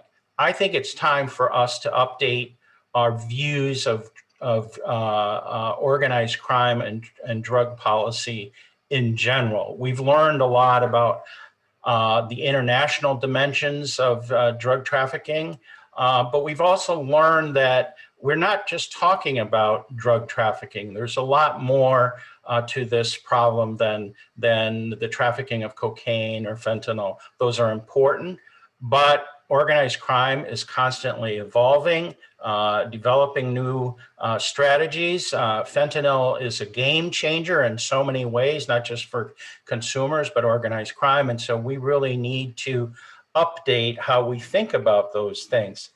The other point is we have to constantly remind ourselves that many of the problems of organized crime in Mexico and Central America are actually focused at the local level. And while international trafficking is of concern, when it comes to governance, corruption, and violence, many of those problems are really local and require a different focus in approaching them. So there's a lot to update ourselves on internationally, but I also think we've learned a lot about how to fight organized crime and drug trafficking and the scourge of drugs domestically. As has been mentioned, we've increasingly decriminalized consumption, created regulated markets. There's been a greater emphasis on access to treatment and other services. And of course, justice sector reform has been a big part of changing in the United States. So I would say we desperately need to bring to the international sphere some of what we have learned already about fighting crime domestically. There are important lessons we've learned. The strategy of incarceration, zero tolerance, iron fists approaches. We've learned from those mistakes in the United States, and people in Central America and Mexico, at different times have tried different approaches, but in general, we remain sort of stuck in this 1980s, 1990s approach to this problem. So I think it's important, as we've said, to begin to redefine the strategy between the two around common interests and shared responsibility. That was the concept that emerged as part of the Meredith initiative. That seems to have dissipated in the last 3-4 years and become quite problematic at this point in the relationship. So we need to kind of recapture that view of shared responsibility and working together and move away from the finger wagging that's going on right now. 2 areas where I think we could do that. One is in the anti-corruption sphere. I think the previous panel touched on that a great deal. Shannon discussed that as well as an important aspect.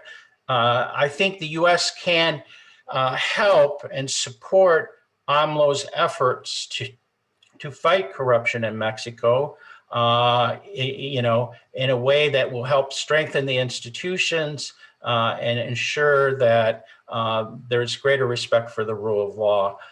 The other thing is, this is a perennial issue that I've been concerned about, is the issue of fighting and trying to seriously disrupt firearms trafficking.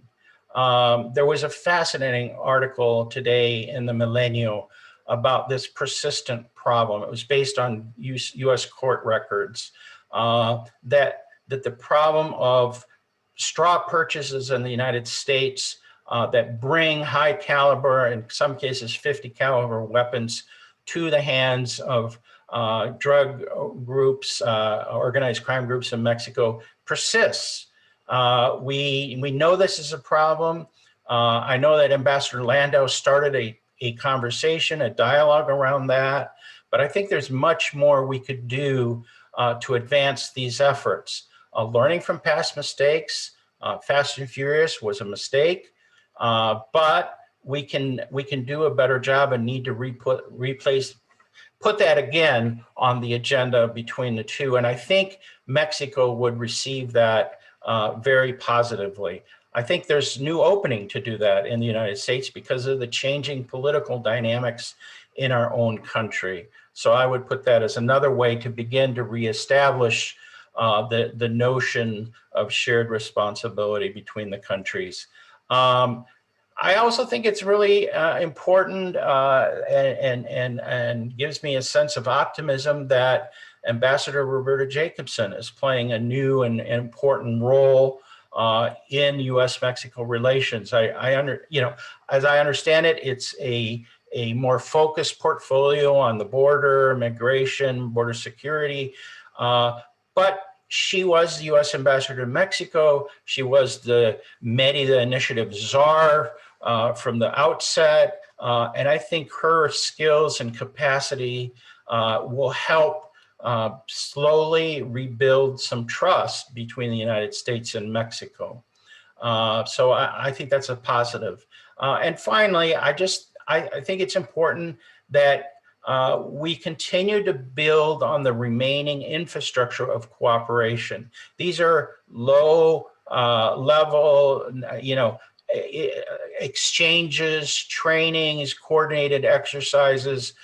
They aren't the be all and end all to the relationship, but I think they are kind of the infrastructure upon which we build greater trust between both sides, between the United States and Mexico. This strategy, this approach has to be whole of government approach. That's what was in the report from the Western Hemisphere Drug Policy Commission. It has to be a whole of government approach from the United States. It's not successful if it only focuses on the hard law enforcement security side. It has to include things like violence reduction, crime prevention. We've learned a lot about how to do that in the United States, and we can bring that to Mexico, work with Mexico on expanding those programs at the local level. There's expertise in Mexico as well. So those are areas where we can fruitfully begin to build up this relationship. Once again, not ignoring the obvious areas of mistrust, but trying to find ways to build the bridges back on this very important relationship. So I'll leave it at that. Thank you. All right, thanks, Eric. Thanks to each of you. Those are very good sets of comments. So let's take all that you've said and said, okay, what should the Biden administration do in the first 6 months? Even if there's not going to be arms wide open for, either the existing mechanisms or going forward. As you all know, the United States has quietly been trying for the past 3 years to initiate a review of the Meredith program and has been quietly rebuffed before we got to this crisis situation, because they did hear the words of the new AMLO administration that they wanted to take a different look at this. And as you all made clear, what happened over the last year was just sort of the culmination of building frustration in the inability to take this relationship to new levels. And the weaknesses in the relationship just got more and more evident. And I just want to add, there are weaknesses on both sides, as you all correctly said, that need to be fixed. And it does take a whole of government approach by both sides. And that means corrections and adjustments on both sides. So one of the frustrations, or one of the difficult things, is that I happen to participate with a group of 12 other former Mexican and American ambassadors to each other's country. And a common point was we need to reestablish mechanisms where people can sit down and talk to each other and work through these problems. But not everybody has been open to new mechanisms. Now, that might be a change with the Biden administration, because many of those people, in fact, did invent mechanisms and sit in them when they were in government previously. Is that part of an offer to put forward? Let's try to offer to have some dialogues going forward to take some of these ideas that a number of you have mentioned and put it out there. But Shannon said at the same time, you might want to have a few unilateral investments that you move ahead with simultaneously, because the crime is going on and the harm is going on. And then, as Eric correctly said, there are some good practices in the US, and there's a great argument to be made that the United States should take a fresh look at the war on drugs for everywhere, not just for Mexico. And that could be healthy also with the new administration. So what do each of you think for these first months? What should the new administration try to do? Vonda, then Shannon, then Eric, please. Well, I think that trying to get meaningful dialogue going is important, and to some extent unsuccessful, or to some extent partly successfully, partly unsuccessfully, that has been happening. For example, once the really insidious foreign agent law was passed, the United States at the working level conversation was able to work with the López Obrador administration to pass some of the implementation of the law that rolled back some of the most disastrous element of the law. I would, however, posit that going down to the local, municipal, or state level is far more difficult now that the law is in existence than has been the case. And indeed, over the past 2 years, much of the cooperation went away from the federal level because there was no interest on the part of the López Obrador administration and has been taking place at the local level. The problem with the law is that now it undermines, eviscerates that local level cooperation as well. So I would posit that it's not a way out fully out of the current challenges. I would also posit that, and that might be perhaps in somewhat of a disagreement with Eric, that we on the United States side should be ready to cut funding that is clearly not producing either desired security outcomes or cooperation. That might mean suspending perhaps some Merida funding. I'm not persuaded that we should simply be in the mode of looking for levels or elements of cooperation solely just because they're possible if the larger relationship and larger structural approach remains so dysfunctional. So I would in fact make the case for some hard thinking. If there is not a lack of interest in cooperation, and in fact, if there is quite substantial willingness to undermine rule of law, that we should react to that as well with linkages and with quite intense selectiveness of where cooperation is in fact meaningful. I think that we should continue push for vetted units, but end the exception that we have agreed to for many years, namely that top level Mexican officials will not be subject to the vetting, including the commanders of the SIUs. No more of that. If we want trust, then the trust needs to be full and mutual. Everyone needs to be vetted and not just one at a time, including the foreign ministry officials that are to receive all the briefings of all the engagements that take place. And I would also suggest that we look beyond Mexico. Both the Biden administration and the López Obrador administration has made it very clear that there is a strong determination to help rule of law and development in Central America and the Northern Triangle as a way to address the root causes of migration. But it also seems to me that we can have very little trust in the willingness of the López Obrador administration to undertake the necessary structural anti-corruption efforts abroad, with the López Obrador administration insisting on sovereignty iber alles and with its own behavior at home. Now, and I say that, Tony, just, you brought up Afghanistan and Somalia, and I would posit that one of the core lessons that we should have learned is that if our aid, our economic aid, our financial assistance, our institutional aid is not redressing the core deficiencies and is not generating will to move toward more just, more equitable, more rule of law based system, we should be ready and far more determined than we have been to suspend or cut that aid. Thank you. Shannon, please. Sure. Well, some of those I laid out in my opening remarks, sort of where I think what the United States can do, but let me just reaffirm one or two and then talk about another aspect. And, following with what Vonda said, if they don't want to work with us on programs, then it's not just putting money forward to put money forward, right? There has to be a reason, and it has to have a goal and a measurable goal that we think we can reach. And so if we don't think we can reach it with the government, then we shouldn't be doing that.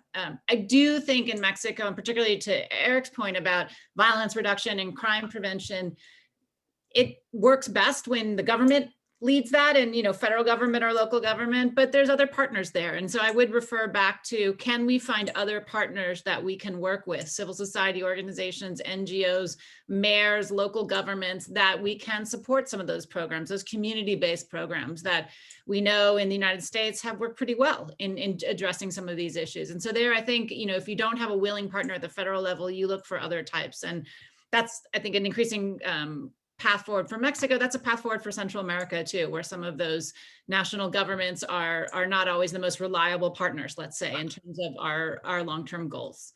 The other thing I would say is, and I'm not always a fan of tying issues together, but I think sometimes there are linkages to be made. And so a big challenge for the United States, obviously here, but also for Mexico, is this issue of migration. And the story that's told, and it is true in many ways, is that Lopez Obrador was not doing very much on migration. Trump came down and forced, Remain in Mexico, MPP onto Mexico, and it acquiesced so it could do these other things. Like, that was the main interchange. But when you look back at the history, and AMLO came in with this policy that, borders are going to be open, Central Americans will be welcomed. And within 2 weeks, he stopped all the visas for Central Americans when that first caravan came. Far before MPP was ever created, the US government was talking about remain in Mexico. So AMLO has the challenge of Central Americans in his own country. And, when we used to be able to travel and go around the country, some of the rhetoric you hear in the United States, the sort of anti-migrant rhetoric you hear in the United States, is not absent in Mexico when Mexicans are talking about Central Americans in their own midst. And so, I think AMLO has his own domestic challenge. If you have tens of thousands or hundreds of thousands of Central Americans coming in to Mexico, that presents its own challenges for his own particular policies. So I do think this focus that the United States has on trying to change the calculations in Central America to make it better for Central Americans to stay at home and help them choose the choice to stay at home rather than to migrate. There's a shared interest there for AMLO's own self-interest and calculations that the United States shares. And so I think there's a space there to work on that issue, and perhaps some of these issues, security issues tied to that. There are a lot of linkages there, because migrants, as we just saw over the last couple of days, are often trafficked by these organized criminal groups, often to their lethal ends. Thank you very much, Shannon. Eric.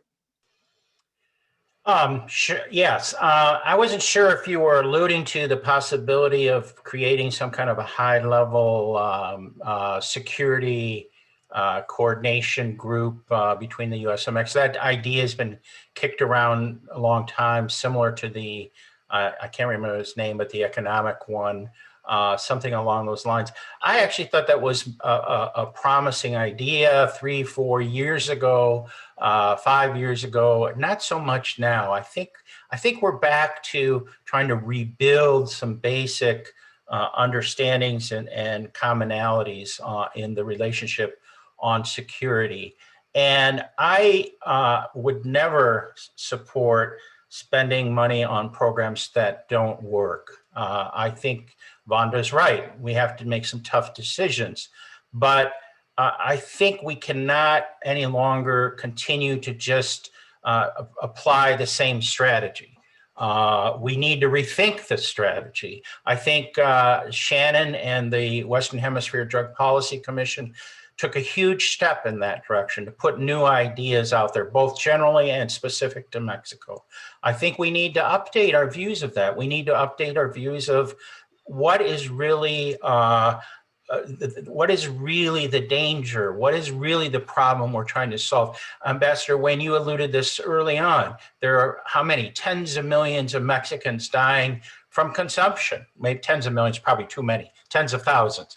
But the point is that a problem that needs to be addressed? And is it going to be addressed only through, these major law enforcement efforts to imprison, capture Chapo or the leaders of one or the other cartel? I think we need a shift in that, and I think we are beginning that process. I don't know that I have all the answers, but I think that's an important step that needs to be made, and we can build that trust by focusing on things that we have in common: arms trafficking, the financial questions, a belief that fighting, reducing violence and preventing crime has got to be fundamental. It's not the totality of the solution, but it's got to be part of the solution, and emphasizing that. I think that will rebuild us to a place where you can begin to think about this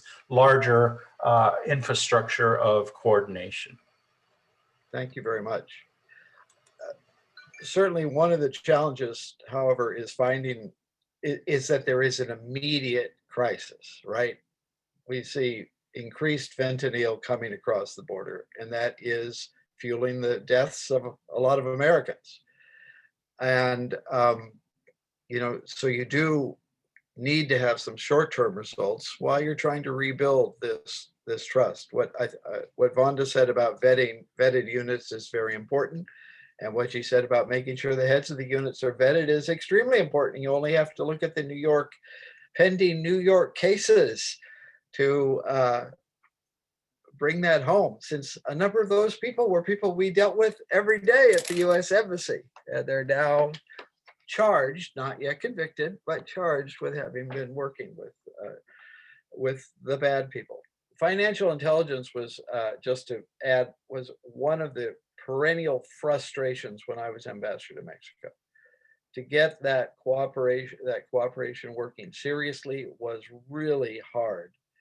And there are serious questions that certain members, as we heard in the last panel, of Mexican society now raise. Do we want to give the federal government more leeway to do whatever it wants with our finances and things? And, so there are those questions that need to be sorted out in Mexico, but there's no question that more resources focused on this could be useful. And it's not only directly to Mexico. As you know, a lot of the money goes back through Asia and other places and eventually gets to Mexico. So there's a lot of serious work that needs to be done there. I'm just going to add something on the local level. So that is very important, but basically the federal government has a veto over what the United States can do, either with civil society or with state and local governments. And so you do at least have to have the tacit allowing you to go forward to build stronger relationships there on that channel. What about the military's role in this? Maybe we could explore that a little bit. Through recent years, the last decade, the military has played an increasing role, sometimes for good and sometimes for bad, as we all know, as this went forward. As Vonda mentioned, and I think you mentioned, Vonda, there's been an increased tendency by the current Mexican government to use the military for a variety of activities. We did have sort of a high point of US Mexico military to military relations, actually when Cienfuegos was the CHOD, right? The Secretary of Defense and the commander of all of the armed forces. And that now clearly is in a period of questioning what we do. What do you all think is the role of Mexico's armed forces ideally as we move forward in this effort and in bilateral cooperation with the United States? Wave your hand if you want to say something. I can start, Tony. Look, I think very many people have been frustrated and criticized the need in Mexico and across Latin America to resort to the use of the military for domestic law enforcement purposes. I share that frustration and the dismay.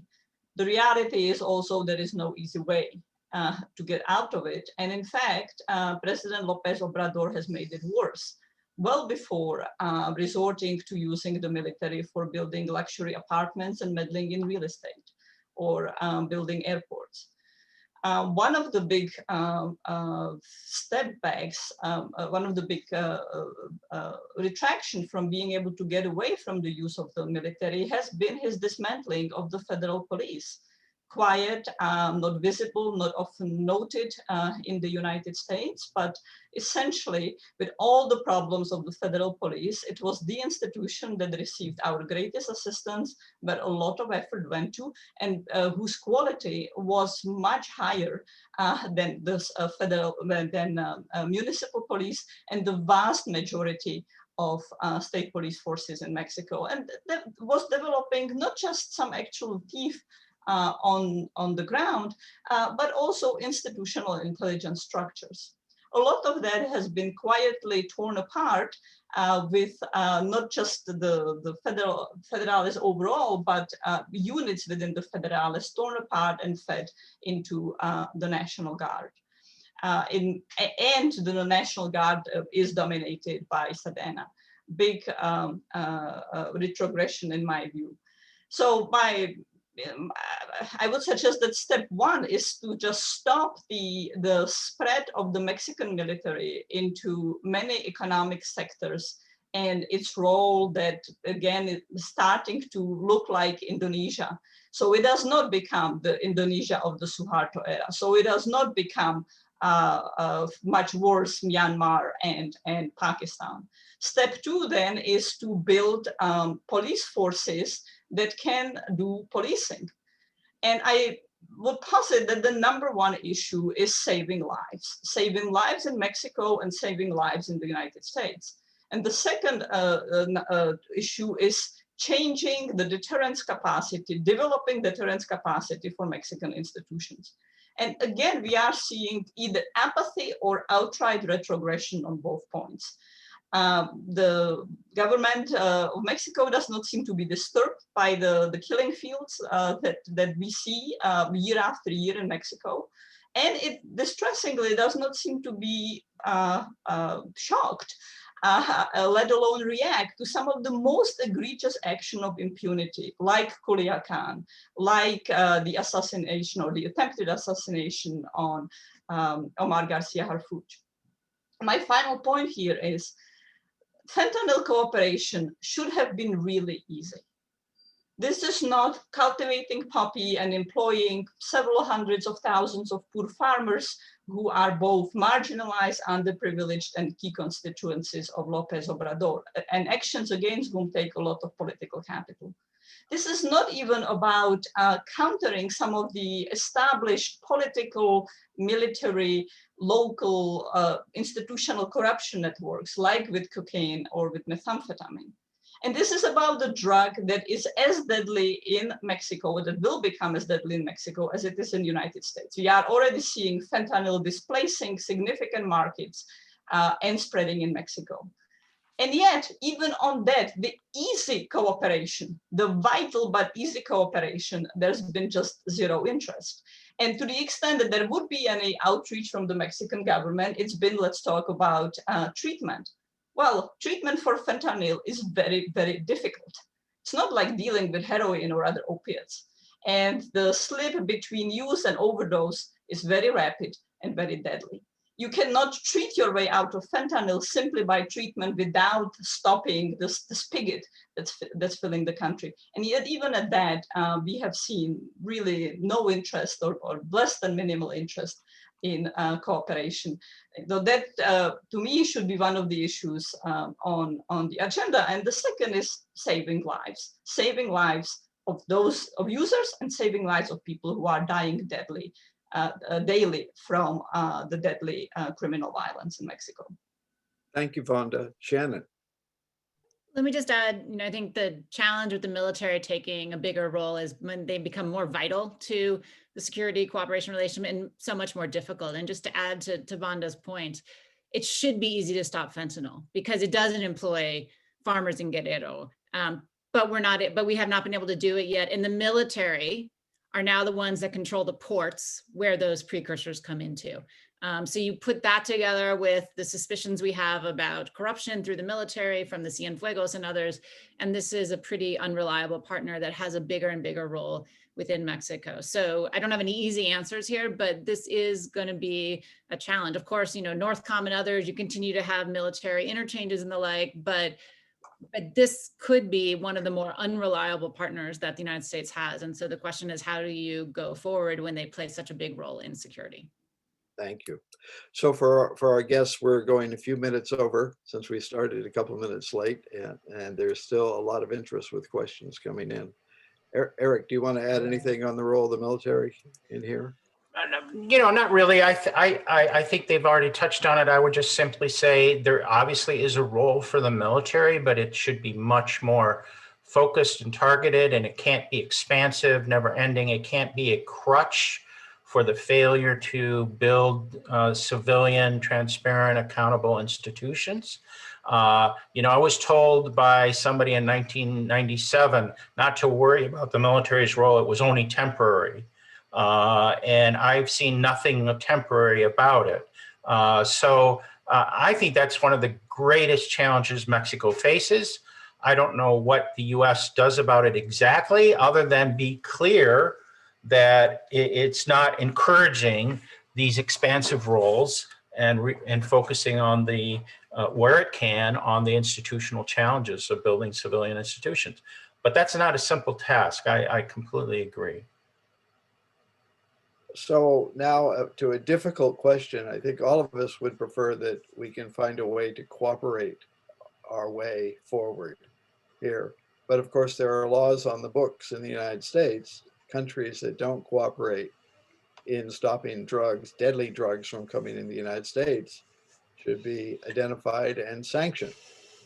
That, of course, would just feed into sovereignty arguments and other things in Mexico. But, you know, it might be something that has to be thought about and thought through. So I would invite comments on how we deal with existing US laws on cooperation, on measuring that cooperation, even if it's just in the rough way of the number of drugs coming, you know, across the border. Is that, well, it's part of the reality. How do we use that? How do we play with that? How should it be used as we go forward? You can. I'll just say quickly, so on decertification, because we dealt with this in our the Western Hemisphere Drug Policy Report and found it unhelpful. It's either just useless because the only countries that we do decertify are ones who aren't working with us anyway, right? The Venezuelas of the world, or counterproductive because, you know, somewhat justifiably so, countries tend to get their back up when we go about deciding whether or not they are, you know, fulfilling some sort of grade that we have set for them. And, you know, sometimes it's close allies, countries like the Netherlands, other times it's, you know, countries like Colombia too are also allies. I don't see pushing the decertification argument doing anything to sway López Obrador. And as you suggest, Tony, in the way you laid out the question, in fact, it could be counterproductive, right? Here again, you sort of get the bristles of sovereignty. You know, what we recommended in the report, which I think actually would be useful in the case of Mexico, but more generally is you don't do a decertification process, but you definitely lay out a report. And you lay out exactly what countries are or aren't doing in these areas and what's happening, and the United States being included in that. We should, you know, see what we are doing as too, what we've done, what our strengths are, and what our, you know, significant weaknesses are in this area. And there, you know, you get the power of the naming and the shaming, of laying out the information and evaluating without some sort of arbitrary mechanism or decision that comes down often to political choices. Thank you. No, we've seen the value of that transparency, let's say, of analysis. I think you also mentioned in your report, Shannon, the idea of, maybe that's what you meant here, but these forming country by country compacts between the US and the other country. And I think that's exactly right. We can't have this overarching certification with the US looking down its nose at other countries, but we can, you know, work with those countries that are key in this process to develop common goals, common agendas, common strategies, as long as those are based on felt needs on both sides. And I couldn't agree more that we need to make that a process that also acknowledges our own shortcomings. I point again to the firearms question, but there are other issues that we could address in that context. That's the way to get Mexico and other countries to join in this effort effectively, and hopefully get over this judgmentalness of the current certification process. Thank you. Vonda. It's nice to collaborate with countries who want to collaborate. That's all great. The question is, how do you deal with countries that are essentially and don't want to collaborate? And you know, one way is to say, well, we'll just focus solely on homeland security, homeland defenses. I think that there are sort of very important dimensions to this conversation that we can get into. For example, anti-drone strategy along the US-Mexico border, an enormously challenging issue, and in my view, an absolutely vital issue to be looking at. Increasingly, sea traffic and shipping, and the connections between drugs, for example, and illegal fishing in Mexico, and other dimensions. But homeland-based strategies are unlikely to be everything, and they are not good for Mexico because they don't tackle Mexico's violence, and Mexico itself is not able to tackle its violence. So then the question is, what do you do? How do you act if there is no willing partner, or if there is a partner that has extremely narrow definition of what collaboration should look like? And that then suggests a series of positive incentives, but also a series of sanctions. And whether those sanctions come in the form of linkages to something like the certification, or are cutting of money, thinking about other issues. For example, I was not pleased when the Trump administration raised the issue of designating Mexican cartels as drug trafficking as a terrorist organization, a debate that incidentally already ran its course in the Obama administration. But nonetheless, it was something that the López Obrador administration paid very strong attention to. And it was perhaps the one and only measure or the discussion in the US that got the López Obrador administration to start, at least temporarily, cooperating in some of the law enforcement measures.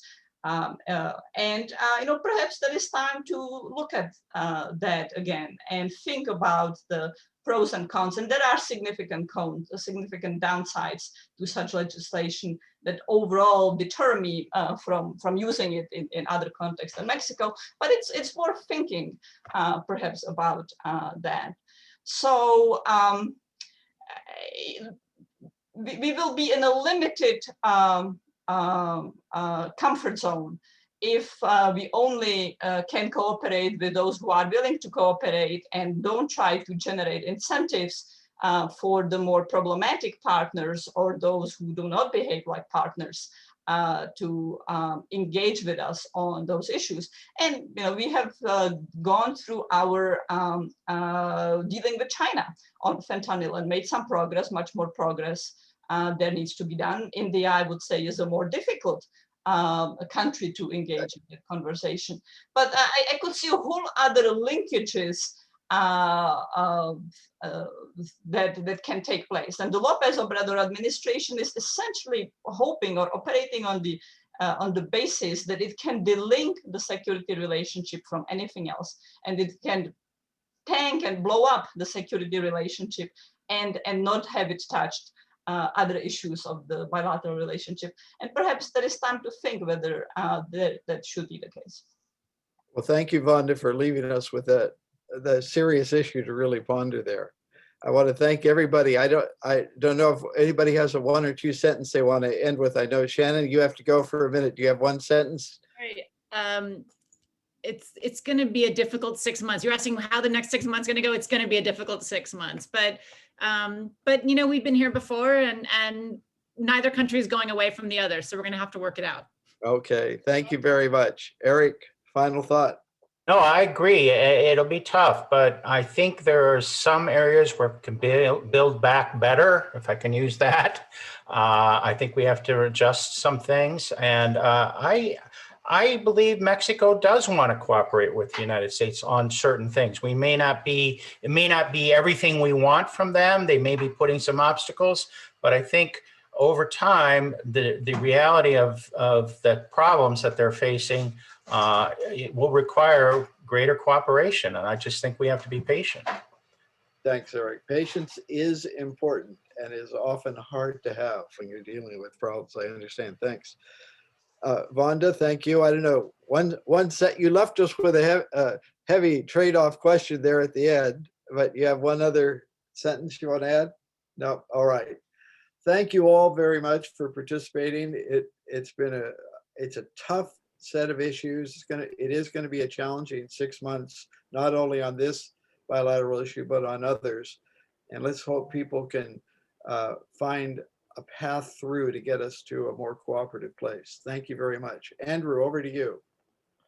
Thank you, Ambassador Wayne. Thank you to all the panelists, Shannon, Eric, Vonda, as well as the panelists in the first session. I think this was another fantastic conversation, and the fact that in both cases we could have gone much longer just shows the breadth and depth of the issues that we have before us. Thank you all for participating both last week and this week. Just one other note, please join us tomorrow at 12:30 p.m. We have an important conversation scheduled between Roberto Velasco, the charge in the Office of the Deputy Undersecretary for North America at the Foreign Ministry, with my predecessor and colleague Duncan Wood. Again, that starts at 12:30 tomorrow, and more information is available on the Mexico Institute webpage or our Twitter feed. So with that, we'll bring to a close the 9th Annual Security Forum, and we'll look forward to seeing you all again in a year, hopefully in person at that point. Thanks very much. Thank you. Thanks, everybody. Take care.